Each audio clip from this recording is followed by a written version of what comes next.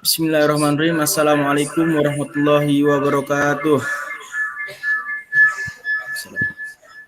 Perkenalkan kami dari SOS Save Our Soul, ya, di mana platform ini bergerak di bidang pertolongan, yaitu bencana darurat. Dari hasil riset yang kami lakukan, kami menemukan beberapa masalah di sini.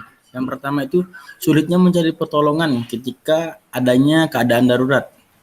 Yang kedua, kurangnya pengetahuan masyarakat tentang nomor darurat atau dinas-dinas terkait, seperti ambulan, pemadam kebakaran, polisi, BNPB, dan lain-lain. Yang ketiga, telatnya informasi sampai kepada pihak yang memberikan pertolongan. Dan yang keempat, sulit untuk mengadakan crowdfunding ya terhadap musibah yang terjadi. Crowdfunding itu penggalangan dana seperti itu. Kemudian di sini kami hadir, SOS hadir ya sebagai solusi, sebagai aplikasi yang dapat memberikan keadaan darurat, memberitahukan keadaan darurat seorang kepada pengguna lainnya, juga kepada dinas-dinas terkait sehingga penanganan lebih cepat dan tepat. Fitur crowdfunding yang dapat diadakan di setiap musibah yang terjadi ya. Jadi setiap musibah yang terjadi itu kita dapat menggalangkan dana seperti itu. Nah, fitur-fitur apa saja yang ada di SOS ini? Nah, berikut ini fiturnya, itu ada tombol panic button ya. Tombol yang akan tampil di home menu user, artinya di menu utama user tersebut. Ketika ditekan, user langsung dapat menginfokan keadaan darurat, bisa melalui suara ataupun video ya. Kemudian yang kedua ada kontak darurat ya, di mana di sini kontak darurat ini terhubung ke dinas-dinas terkait yang langsung dapat dipanggil melalui aplikasi SOS ini. Dan yang ketiga, termasuk fitur unggulan kita, yaitu galang dana. Nah, fitur penggalangan dana yang dapat di setup di setiap musibah yang terjadi, seperti itu. Nah, dan yang ini adalah user journey.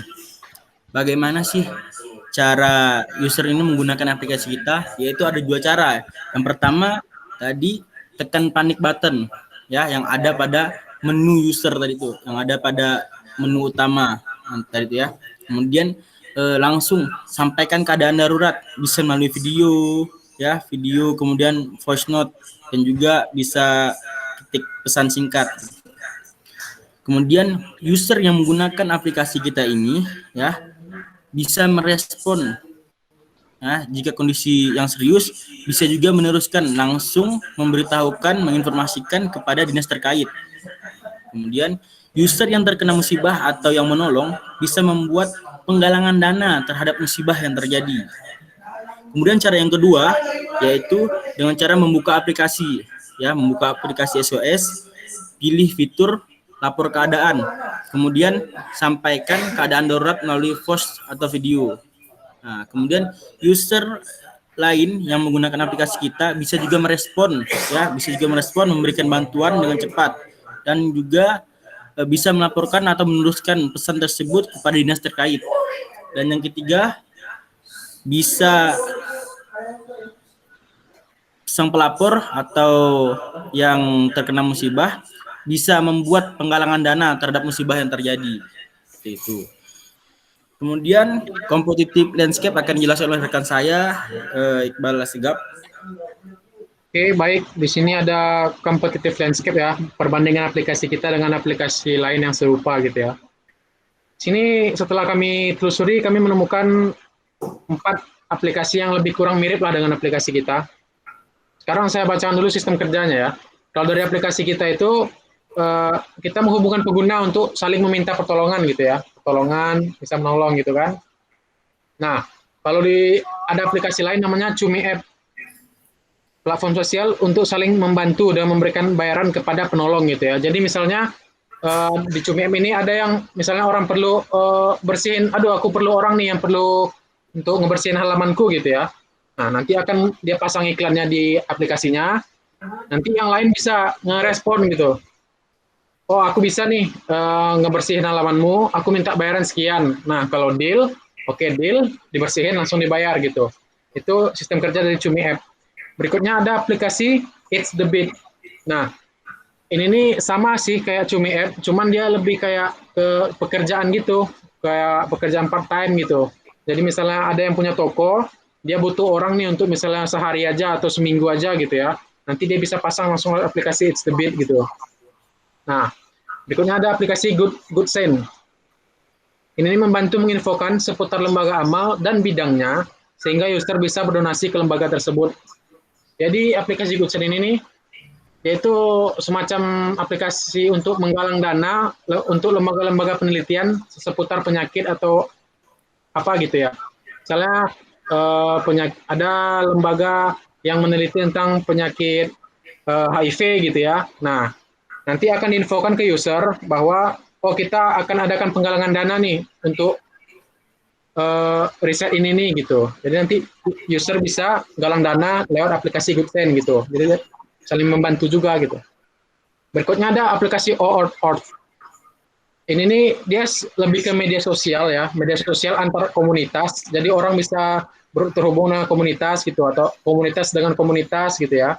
Nah, tapi ketika kita melakukan pencarian kemarin, ternyata di aplikasi OAuth ini juga ada fitur minta tolong gitu. Sama dengan fitur kita di aplikasi mereka itu, nanti kita masukin kita mau minta bantuan apa, kita pilih kategorinya, nanti langsung terposting di aplikasinya gitu. Nanti yang orang yang ngelihat postingan itu bisa dia nolong seperti itu. Itu tadi dari sistem kerjanya. Berikutnya dari apakah bantuannya itu real time?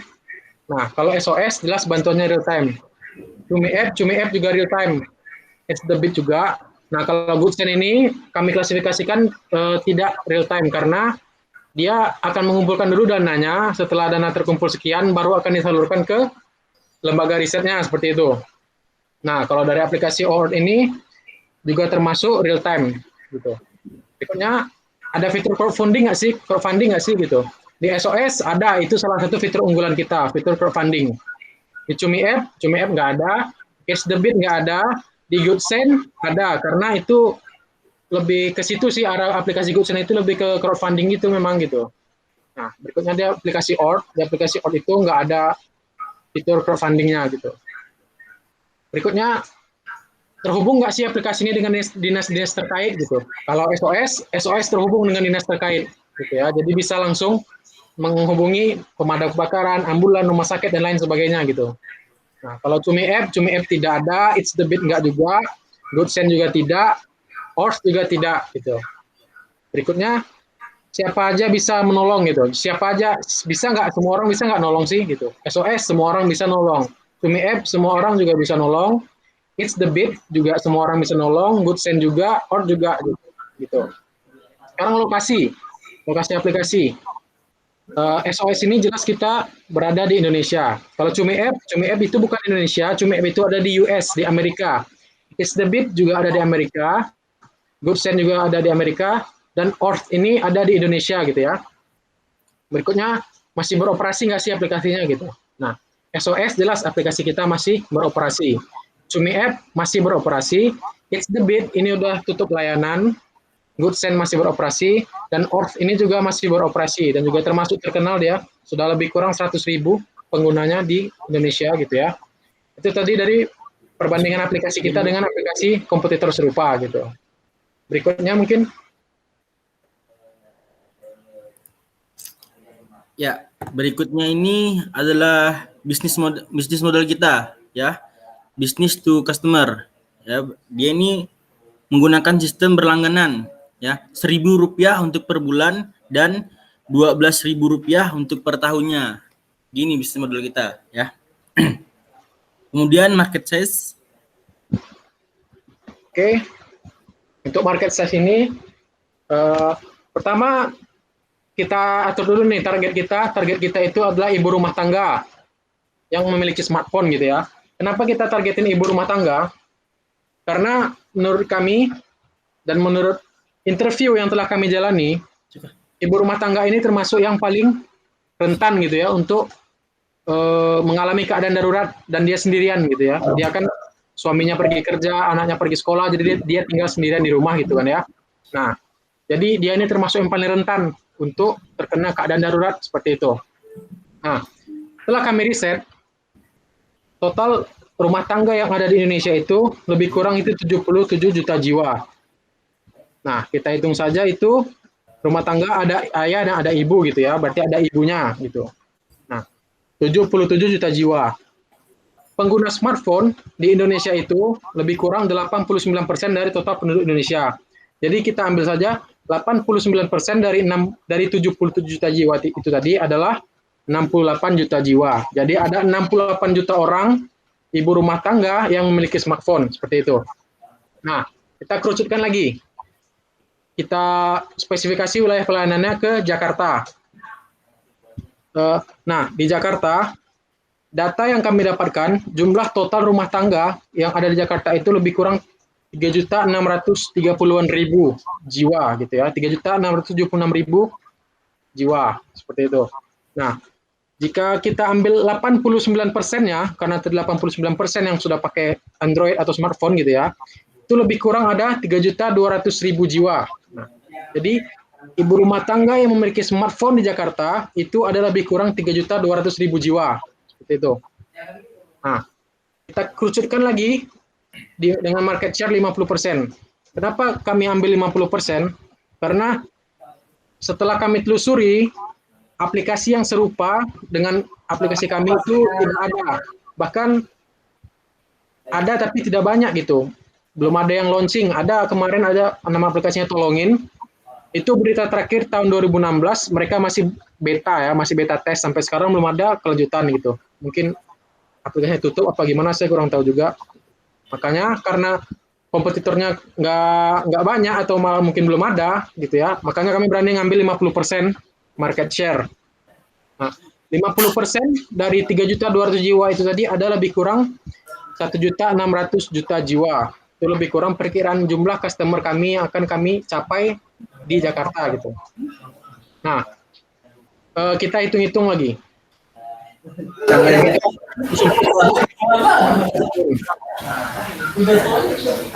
Jika sistem subscription kita tadi Rp1.000 per bulan, berarti untuk tahun 12.000 ya. Nah, kita coba kalikan. Untuk mencari term kita, top available market, itu tuh 12.000 dikali 68 juta jiwa. Itu lebih kurang kita akan dapat 816 miliar rupiah dalam setahun. Itu jika semua target 68 juta jiwa kita capai gitu. Berikutnya ada SAM, Service Available Market, gitu ya. Ini nih setelah kita kerucutkan tadi, kita ambil wilayah Jakarta, itu ada 3.200.000 jiwa. Kita kalikan 12.000 per tahun, maka akan dapat lebih kurang 38,5 miliar rupiah per tahun. Oke, berikutnya kita hitung SOM-nya, Service Obtainable Market. Setelah kita kurangi dengan market share, terus menjadi 1.600.000 jiwa, kita kalikan 12.000, itu lebih kurang pendapatan kita dalam setahun itu 19,2 miliar. Itu tadi lebih kurang gambaran market size yang akan kita coba raih dengan produk kita ini, gitu.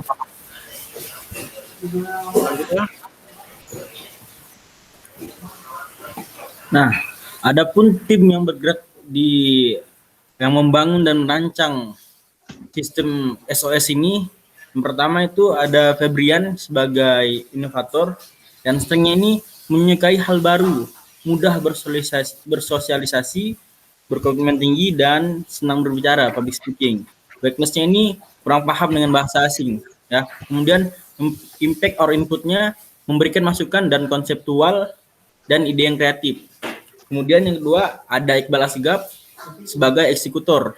Strength-nya ini percaya diri, pantang menyerah, mampu menghandle server. Kemudian weakness-nya keras kepala, sulit berkonsentrasi lama, dan kurang kreatif.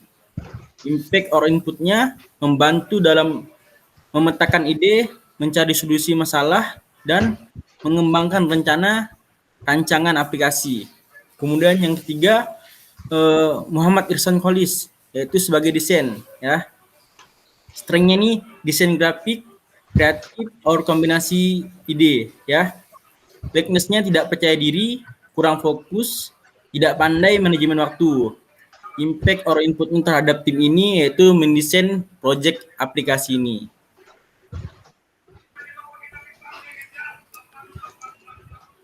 Baik, sekianlah presentasi dari kelompok kami pembangunan aplikasi SOS Save Our Source.